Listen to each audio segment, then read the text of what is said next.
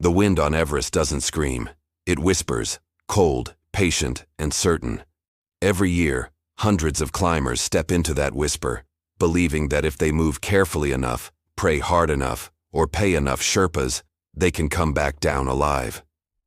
But in 2025, the mountain once again reminded everyone, Everest doesn't forgive, it only waits. The first death came quietly. No avalanche, no storm, no tragic headline. Just a man sitting alone in his tent above Camp 4, the thin fabric trembling like a heartbeat in the wind. His name was Philip Santiago II, a 45-year-old engineer from the Philippines. A father, a careful planner, a man who never took shortcuts. He had spent 7 years preparing for this climb. He trained on volcanoes, ran marathons, and studied every oxygen protocol known to mountaineering. And yet on the night of May 14, 2025, just hours after reaching the South Col at 26,400 feet, Philip stopped answering the radio. His Sherpa found him at dawn, still upright, still strapped in, still facing toward the summit, his oxygen mask fogged from the inside. No one saw it happen. No one heard him call for help. Everest doesn't dramatize its deaths. It simply takes. When the news broke, it barely made the wires. Just another fatality on the world's highest stage. But for the climbers still on the mountain that week, something changed. They began moving slower, talking less. The silence wasn't peace anymore, it was warning. And that silence, that thin, eternal silence of Everest, is what this story is about. Not the spectacle of dying, but the quiet way it happens, how human willpower dissolves above the clouds, and how even the strongest hearts can fade without a sound. Because on Everest, the question isn't who will reach the top. It's who will come back to tell the story. You're watching Ben's Stories, where true mountain tales are told with honesty, heart, and the weight they deserve. If you believe stories like this should never be forgotten, stay with us. This one will climb higher before it falls. Philip Santiago II was not supposed to die on Everest. He was the kind of man who planned everything, the kind who checked ropes twice, batteries 3 times, and never missed a safety briefing. Friends used to joke that if anyone could out-engineer the death zone, it would be him. He first saw Everest as a teenager in a magazine. A single photograph, the summit glowing under a pink dawn, stayed with him for decades. To Philip, climbing wasn't about glory. It was about understanding. He wanted to see how far a human mind could go when the body was running out of air. For years, he prepared with quiet discipline. No sponsors, no social media posts, no camera crew, just the stubborn will of a man who wanted to meet himself at the edge of the world. By early May 2025, Philip was in the best shape of his life. He joined a small international team, 6 climbers, 4 Sherpas, aiming to summit between May 14th and 16th, depending on the weather. But the mountain had other plans. The season had already been strange. Jet stream winds shifted unexpectedly, and several rope-fixing teams reported fatigue and frostbite at record rates. Oxygen systems were freezing more quickly than usual, a small technical detail that no one paid much attention to, until it mattered. On May 13th, the team reached Camp 4, also known as the South Col. It's a wasteland of shredded tents and frozen debris, sitting at 26,400 feet, the last camp before the death zone. The air pressure there is so low that every breath delivers only 1/3 of the oxygen your brain needs to think clearly. That night, temperatures dropped to 35 degrees. Philip was inside his tent, reviewing his oxygen regulator for the 3rd time. Outside, the wind scraped against the ice like a metal file. He wrote one last note in his small black journal. Tomorrow, I'll step onto the ridge. It feels close now. The dream, the danger, both. If I don't make it, tell them I was calm. It was the kind of line that only makes sense afterward. At 2:30 a.m., he left the tent. The horizon glowed faintly, a thin orange line bleeding into black. He clipped into the fixed rope, checked his mask, and began moving up the triangle face. Sherpa Tenzing Dorje, who was climbing ahead, later said Philip seemed strong, focused, silent. But around 8 a.m., Philip began slowing down. His steps grew shorter. His replies came slower. Altitude sickness doesn't hit like a heart attack. It sneaks in. One missed breath at a time, one heartbeat too slow. Philip probably didn't even realize he was dying. By 10 a.m., he was moving alone. The team had split along the ridge. Visibility dropped as clouds rolled in. When they regrouped that afternoon near the balcony, 2075 FT, Philip wasn't with them. Tenzing descended to look for him. He found Philip's headlamp glowing faintly through the fog, about 400 feet below. Philip was sitting upright, oxygen mask still on, his gloved hands resting on his knees, as if he had simply stopped to rest and never got back up. They radioed down to base camp. The wind drowned half the words. No rescue was possible that night. By morning, he was gone, frozen in place, eyes still open. Climbers who passed that section in the days after said he looked peaceful. Too peaceful. One Sherpa whispered, "He didn't fight the mountain, he just let it take him." And maybe that's true. Because above 8,000 meters you don't die with drama. You fade with quiet. His body remained there for 10 days until weather cleared for recovery. When they brought him down, the oxygen regulator was still working. The mask was fine, the tank was half full. So no one really knows what stopped Philip's heart. Hypoxia? Exhaustion? Or maybe just the realization that even perfection can't outthink Everest. When news reached Manila, it barely made the evening news. But among climbers, it hit hard. Because if Philip Santiago II, the careful one, the planner, the man who never rushed, could die up there, then no one was truly safe. For every reckless climber who pushes too hard, there's another like Philip, quiet, humble, and fully prepared, who still doesn't make it home. At base camp, the remaining climbers held a small ceremony. No speeches, no prayers. Just a line of headlamps turned toward the summit, flickering against the night. The Sherpas murmured a Tibetan saying, "Mountains are not conquered, they allow you to pass." That night, the mountain was silent again. But everyone felt it, the thin, invisible hand of Everest closing a little tighter. And that was only the beginning. Because within weeks, the silence would take more lives. And this time, it wouldn't be calm. It would be a storm. 2 weeks after Philip Santiago's quiet death, another team began their summit push. It was late May 2025, a risky time when the jet stream wavered and storms could rise without warning. But forecasts showed a small, perfect window, 30 hours of calm. They called it the weather miracle. The team consisted of 4 climbers: Daniel Becker from Germany, Sophia Reyes from Spain, Marcus Patel from the UK, and Sherpa Tenzing Dorje, the same man who had found Philip's body days earlier. Tenzing didn't want to climb again so soon, but on Everest, guiding is survival for every Sherpa. It's how families eat, how villages survive winters. So he went quietly, professionally, carrying more weight than anyone else, not just the gear, but the ghosts. They left Camp 4 at midnight. The temperature was minus 40 degrees Celsius, the stars sharp and brutal above them. Their headlamps formed a glowing chain of tiny halos weaving through darkness. For 12 hours, the climb went perfectly. The radio chatter was calm, the air crisp, the mountain eerily still. By noon, they reached the balcony, a narrow shelf at 27,500 feet. From there, you can see the curve of the earth. You can also see how fragile you are, a heartbeat away from nothingness. Sophia paused there, her gloves trembling as she tried to take a picture. She whispered into her radio, "It's so beautiful. It doesn't even look real."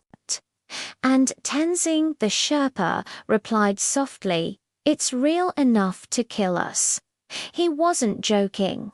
By 1 p.m., thin clouds began creeping from the west. The forecast hadn't mentioned any storm, but every Sherpa knows when Everest hides her face, you go down. Marcus wanted to continue. He was only 1,500 feet below the summit, one last climb. But Daniel, the German climber, was slowing down. His fingers had gone stiff, his voice slurred, signs of frostbite and hypoxia. Tenzing urged retreat. Sophia hesitated. "Just one more hour, Marcus." Then we turned back. That 1 hour changed everything. By 2:15 p.m., the wind shifted direction. It wasn't a storm yet, just a faint vibration, like the mountain breathing differently. Then the sky vanished. A sudden whiteout swallowed them whole. Visibility dropped to 0. Their world shrank to the length of a rope. One climber, one breath, one heartbeat. Marcus shouted for everyone to clip in. The wind howled so loud that voices became meaningless noise. Snow tore through the air like needles. Tenzing tried to find the fixed line, but the markers were buried. Sophia started crying inside her oxygen mask, the sound of her breath fogging her goggles. Daniel fell behind, then stopped answering the radio. They were trapped at 27,000 feet. The temperature dropped another 10 degrees. They dug a shallow trench behind a ridge of ice, hoping to wait out the storm. Inside that hole, 4 people huddled in the dark. The snow packed around them like concrete. They tried to keep each other awake because on Everest, if you fall asleep in a storm, you die before you dream. Sophia whispered, "Daniel, you still there?" No answer. She reached for him. His arm was stiff. He had frozen sitting upright. His eyes were open. Marcus turned away, pressing his face into his gloves, whispering something no one could hear over the wind. Sophia lasted 3 more hours before she stopped moving. Tenzing checked her pulse, nothing. Now only he and Marcus remained. 2 flickering lives in a white ocean of noise. When dawn broke, the storm was gone as suddenly as it had come. Blue sky, no wind, as if the night had been imagined. But 2 climbers were dead, Tenzing, and Marcus started the descent, both frostbitten, dehydrated, half delirious. They moved in silence, stepping over the still forms of Daniel and Sophia, 2 small, frozen figures sitting side by side, facing the summit they'd never reach. When they reached Camp 4, Tenzing radioed base camp to gone. The mountain took them clean. That phrase, "took them clean," became a whisper around base camp for the rest of the season. It meant the kind of death that leaves no drama, no blood, no broken rope, just stillness. Later, Marcus would tell reporters, the mountain doesn't roar when it kills. It just stops you from breathing. He never climbed again. He lost 3 fingers to frostbite and all his confidence to silence.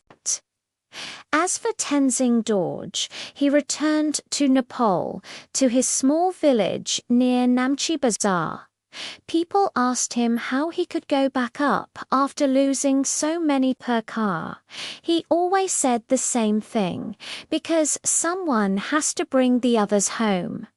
But deep inside, he knew the truth. Each trip was a gamble, and one day his number would come to a base camp that week. Climbers lit candles in the mess tent. Someone played an old recording of wind blowing at the summit. It sounded like static, like the mountain was speaking in a language only the dead understood. Everest didn't need thunder to kill. It could use silence. It could use snow. It could use a single wrong decision, 1 hour too late, one step too far. And that was the lesson of the balcony camp. The mountain doesn't need to hate you. It only needs you to hesitate. A week after the balcony camp tragedy, the mountain was still crowded. Over 40 climbers were waiting at base camp, restless for a weather window that might never come. When you've spent $80,000, trained for years, and traveled halfway around the world, wait feels like failure. And that's what drove Subrata Gok upward, the third fatality of Everest's 2025 season. Subrata was an Indian climber from Kolkata, a teacher by trade, a dreamer by heart. He wasn't rich, but he'd saved for 12 years to stand on the world's roof just once. He was polite, humble, and deeply spiritual, the kind of man who'd pause mid-climb to photograph prayer flags flapping in the wind. But on Everest, reverence doesn't protect you. The mountain doesn't care how pure your motives are. Subrata's team began their summit push on May 15th. Conditions were fair, but the traffic on the fixed ropes was brutal. Over 100 climbers were packed between the south summit and the Hillary Step, a slow, gasping procession of humans chasing the same small strip of heaven. His Sherpa, Champal Tamang, was worried from the start. Subrata's pace was too slow. He kept pausing, resting, whispering, "Just a minute more." By 11 a.m., they should have been descending.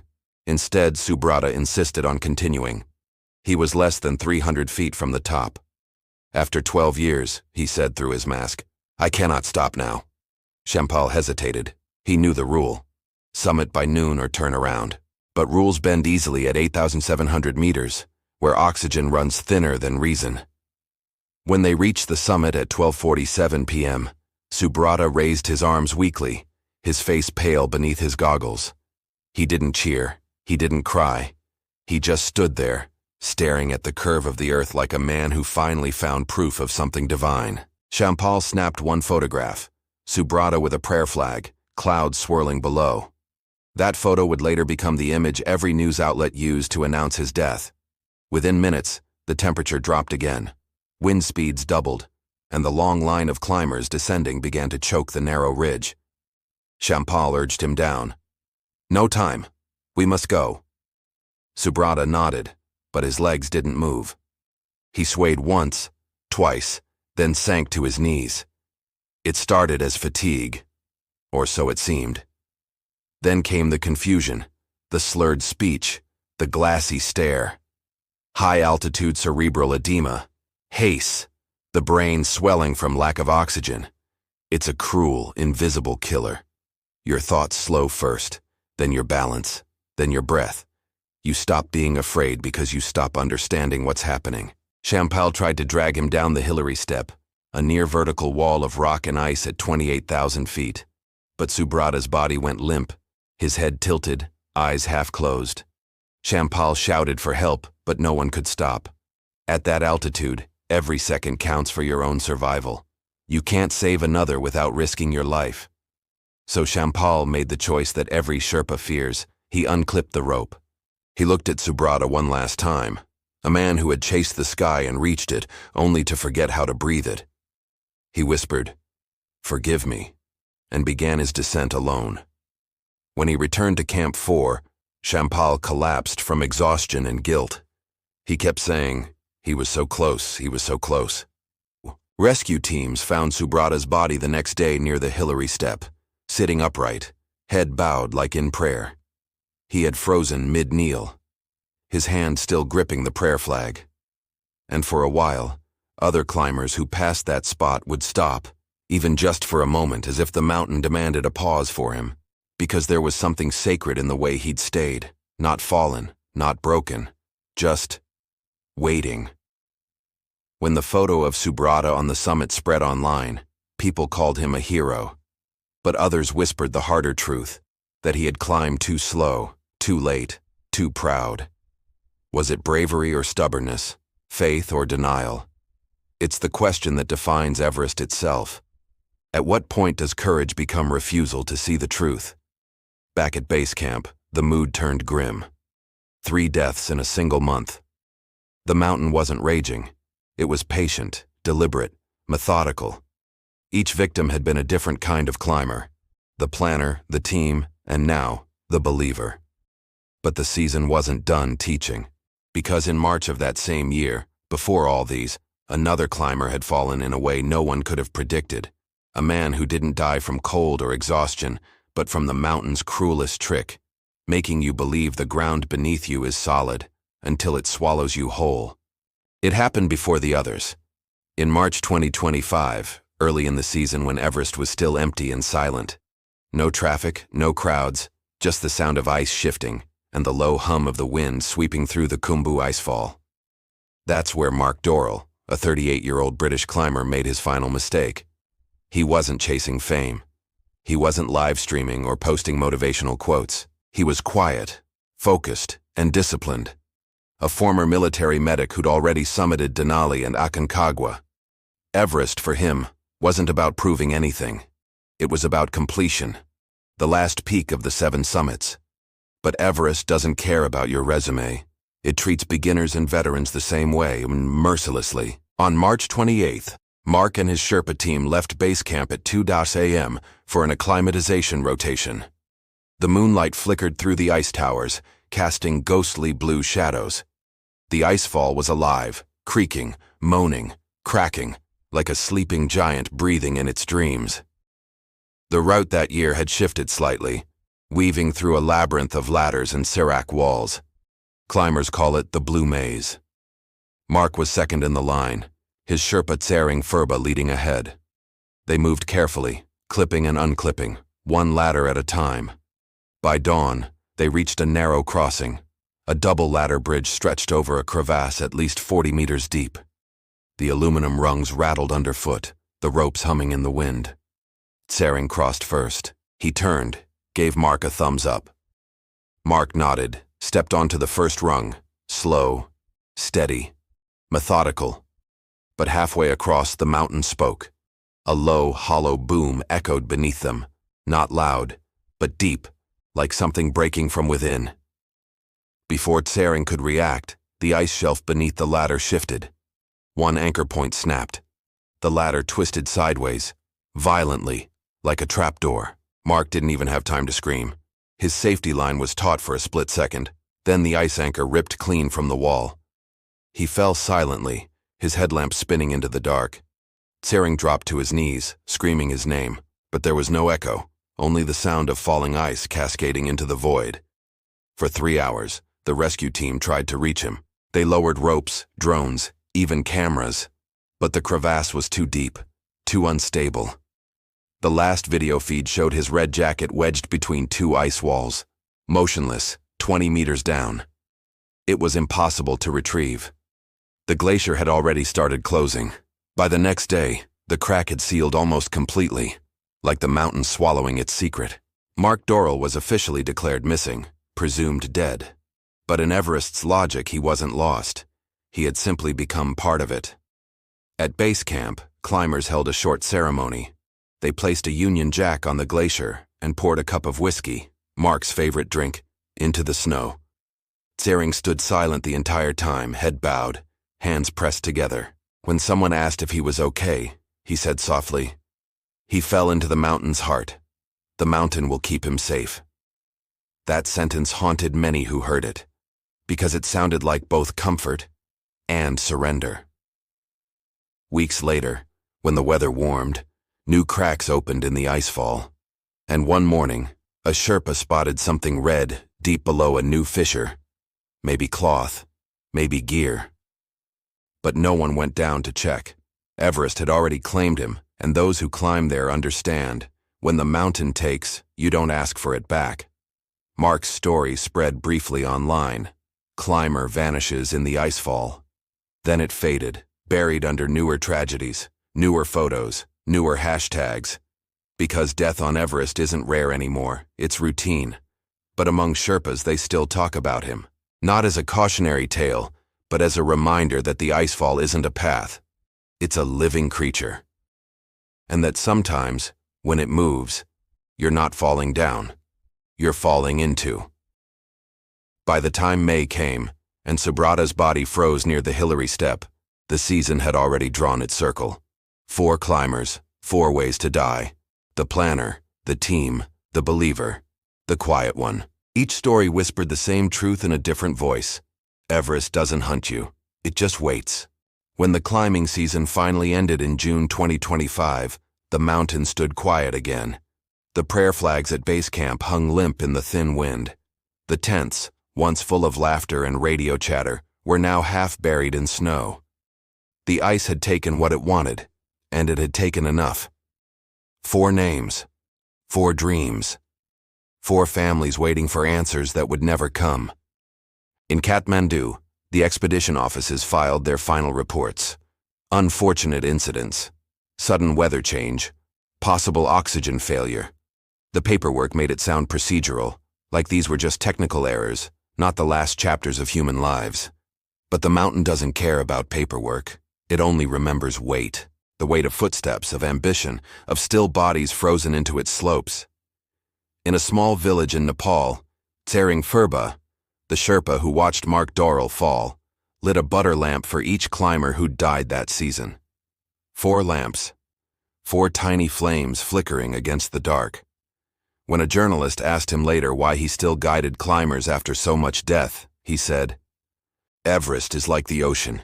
It feeds us and it drowns us. You cannot live near something powerful and not accept its hunger." He smiled faintly and added, "But we still climb, because when you walk high enough, even grief becomes quiet." Meanwhile, far away in London, in Manila, in New York, the families watched the footage their loved ones had left behind. Voice notes from the summit, selfie videos above the clouds, half-finished journals that ended mid-sentence. One wife replayed her husband's last words every night before bed. "If I make it back, tell the kids I saw heaven." He didn't make it back, and she stopped believing in heaven. For most of the world, Everest is still a dream, a symbol of human courage, persistence, and triumph. But for those who have seen its true face, it's something else entirely. It's not a mountain, it's a mirror that reflects the truth we spend our lives avoiding, that nature doesn't owe us anything, that no summit is worth a life, that the line between glory and tragedy is drawn thinner than a crampon's edge. Every climber who sets foot on Everest knows the risk, but risk becomes routine, and routine becomes blindness, until someone else doesn't come back. Then, for a few days, the world remembers. The hashtags light up, the stories trend, and then, silence again. Until next year, when the next team arrives, with new sponsors, new flags, new dreams. And Everest waits, patient as ever. If you've listened this far, you understand. This story isn't about death. It's about the price of touching the sky, and the debt we leave behind when we do. Because Everest doesn't forgive. It doesn't forget. And it never gives anything for free. You've been listening to Ben's Stories, where the truth climbs higher than the myth. If this story reached you, help it reach others. Subscribe, leave a comment, and share it with someone who still believes the mountain is just a dream. Because sometimes, the dream is what kills you.